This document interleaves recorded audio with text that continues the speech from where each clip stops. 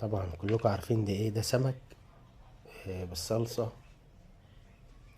في الفرن.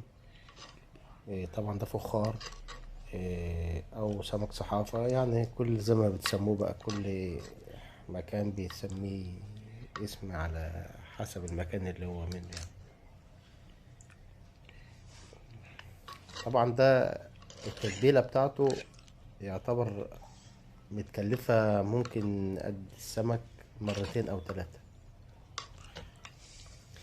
ياخد يعني زيت، ممكن زيت، ممكن كيلو زيت، ممكن مش ما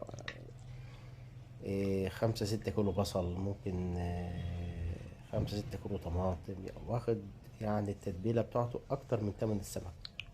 ولكن هو في النهاية بيطلع ما شاء الله يعني، له طعم وهو مميز عن أي سمك تاني.